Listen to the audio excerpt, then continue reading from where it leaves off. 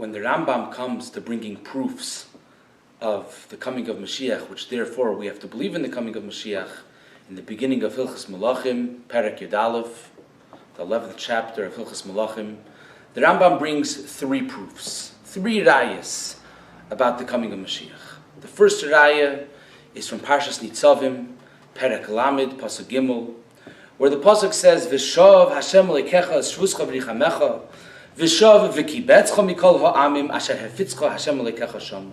Which basically means that the Pasuk is telling us that there's going to come a time when Hashem is going to gather us back from where we were, spread around amongst all the nations of the world. And Hashem will bring us back, and this is referring to the time when Moshiach will come.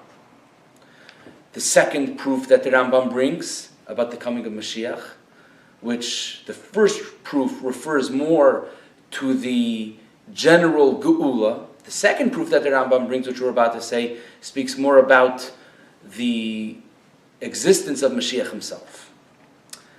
And the Rambam says that in Parshas Balak, we have the Nevuah of Bilam, where Bilam says, in Perek Chav Daled Pasuk Yud Zayin, he says as follows, Er'enu v'loi ata ashurenu v'loi korev, Dorach koichav mi Yaakov v'kom shevet mi Yisrael.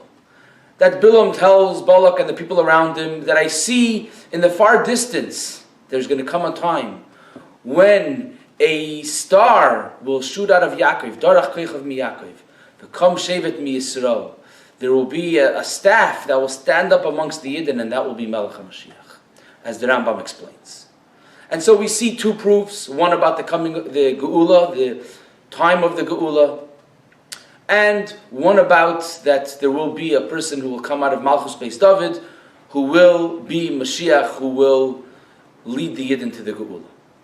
But then, in the next halacha, in halacha Beis of Perek Yud Aleph of Hilchos Malachim, the Rambam goes on to bring a third proof. And this proof is from Parshas Shoftim, Perek Yud Tes, Pasuk Ches and Tes. And the Rambam says as follows, Av ba'arei miklat hu oimer. In the midst of Arei Miklat, in Parshas Shoftim, it says, V'im yarchiv Hashem aleikecha es gevulcha, v'yasavta lecha oid shalish arim, ala shalish ha'elah. That there's going to come a time when Hashem will give you harchavas hagvul, and then you will add 3 more cities of refuge. And the Rambam says that we never got this harchavas hagvul, we never got these extra plots of land, of countries that Hashem had promised the Yidden, and therefore the last 3 Arei Miklat, cities of refuge, were never added. We already have 6, 3 in Eretz Yisrael, 3 me'ever HaYarden, but the final 3, 7, 8, and 9, were not established yet. The final 3 cities of refuge were never established. And being that this never happened, so it must be that it's when Mashiach is going to come, it's going to be fulfilled, and therefore we have to believe in the coming of Mashiach. And the question is asked, what is lacking in the first 2 rayas, in the first 2 proofs about the coming of the Geula and Mashiach, that therefore the Rambam has to bring a third proof? In the first proof, we already know that the Geula is going to come. In the second proof, we already know that it's going to come through Mashiach. Why, through adding the proof of Arei Miklat, that there has to be 3 more Arei Miklat and it was never fulfilled, so therefore Mashiach is going to come? What is lacking that therefore the Rambam has to bring a third proof? And the answer which is given is that by bringing the third proof, the Rambam is not bringing another place where we see about the coming of Mashiach, because then there are many places where it says in Tanakh, there are many proofs that you could bring that Mashiach will come. But the Rambam is trying to strengthen how we view the proofs of Mashiach's coming. In other words, the proof that it says in the Torah, in Parshas Nitzavim, and the proof of the Nevuah of Bilam, those are already proofs of the coming of Mashiach, but the actual perspective needs to be strengthened. And that gets strengthened through the proof from Arei Miklat that it's a mitzvah in the Torah, that it's a mitzvah that was never fulfilled yet. And this is based on the famous Rambam in Hilchis, Yesodei HaTorah, the beginning of Perek Tes, where the Rambam says that davar baruch mefurash b'Torah shehi mitzvah imedes la'adu la'il me'elam, that any mitzvah in the Torah is something which is eternal and something which can never be changed. And he continues to say that there can't be any change in it. You can't add to the mitzvah, you can't decrease from a mitzvah. When it comes to a mitzvah in the Torah, then it must be that it's going to be exactly the way how the Torah says it should be. And if the Torah says that there's got to be 3 more Arei Miklat, and it was never fulfilled, that must happen. This is contrasted with the other proofs that the Rambam brings. The other proofs that the Rambam brings of the promise in the Torah that V'shav Hashem lekecha shvuscha, and of the nevuah of Bilam, those are lacking a little bit in their ability to be without a shinui. In other words, the fact is that the haftacha of the Torah, the promise of the Torah, is going to be fulfilled, and the nevuah of Bilam is going to be fulfilled without a question. But when you speak about the categorizing what a haftacha in Torah is and what a nevuah is, not always is a nevuah fulfilled. And as we know, that it says in Hilchos Yesodei HaTorah, Perek Yud Halacha Dalet, that when it comes to a bad nevuah, it could be that it will not be fulfilled. Hashem will give a navi a nevuah of something which is not a good, has a not good outcome, and the navi will tell it to the yidden, and then the yidden will do tshuva, and the nevuah will be taken away. And then even more so, even if there's a good nevuah, but the good nevuah was only said between Hashem and the navi never gave over the good nevuah to the yidden yet. This it says in the Hakdama of Pirush HaMishnayos Rambam. If the Navi never told it to the Yidden yet, it could be that Yigreim Hachet, it could be that there will a sin which will Chas v'Shalom come and take away the nevuah, the positive nevuah that Hashem said. And therefore, even if we know that for sure a specific nevuah is going to be fulfilled, but the minute we say that it's a nevuah, we know that in the world of nevuah, not all nevuahs are fulfilled. Both good nevuahs and not good nevuahs.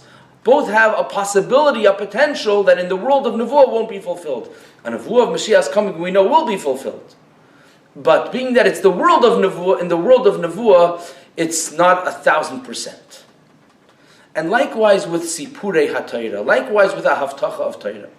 We know what the Rambam says in the Hakdama to Perek Chelek, in Yesod HaShmini.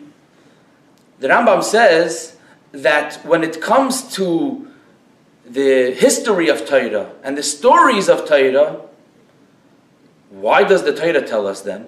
So the reason why the Torah tells us the history and the stories is because there are chochmais uplaim, there are tremendous chochmais hidden in the inyanim of Torah, in the stories. And the same thing is also with haftachas of Torah. A haftacha, that a promise, a guarantee that it says in the Torah, it could be categorized as something spiritual. We don't know exactly how this haftacha is going to be fulfilled. We don't know how the promise is going to be fulfilled, because Torah generally has things that are beyond our understanding. All the stories and all the history, there are things that we don't necessarily understand the depth of the history that the Torah is telling us. And the same thing is with the promises. It could be that there are tanoim, it could be there are preconditions. It could be that it will take place, the haftacha of Torah will take place only in a spiritual sense. And an example to this actually we see in a brayso which is brought in Brachas Daf Daled and in Sanhedrin Daf Tzadik Ches. And the brayso says that, it says in the pasuk in Parshas Beshalach at the end of As Yashir, Ad Yavar Amcha Hashem, Ad Yavar Amzu Kanisa. So the brayso says, Ad Yavar Amcha Hashem, the first Yavar, the first mentioning that the Yidden will go over and come to a certain destination, is referring to the first time that the Yidden entered Eretz Yisrael with Yeshua ben Nun. And Ad Yavar Amzu Kanisa is referring to the second time that the Yidden entered Eretz Yisrael as a nation, which was in the days of Ezra, in time to build the second Beis HaMikdash. And the Brisa says, Mikan Amru Chachamim, because of this limud of Ad Yavar Amcha Hashem, Ad Yavar Amzu Kanisa, that one's referring to the coming into Eretz Yisrael in the days of Yeshua ben Nun, and the other one, the Ad Yavar Amzu Kanisa, referring to the Yidden coming into Eretz Yisrael in the days of Ezra. Mikan Omru Chachamim, Ru'uyim Hayu Yisrael Le'yasis Lam Neis B'mei Ezra. The Yidden Ru'roid have a Neis in the days of Ezra, just like they had a Neis and they're coming to Eretz Yisrael in the days of Yeshua ben Nun. In other words, they're coming into Eretz Yisrael in the days of Ezra could have been miraculous, just as in the days of Yeshua ben Nun. Elo shegoram hachet. And here we see that there's a haftacha in the Torah. Ad Yavar Amcha Hashem, Ad Yavar Amzu Kanisa, that the coming into Eretz Yisrael in the days of Ezra, according to the promise of the Torah, should have been miraculous. But goram hachet, and therefore the haftacha of Torah was not fulfilled.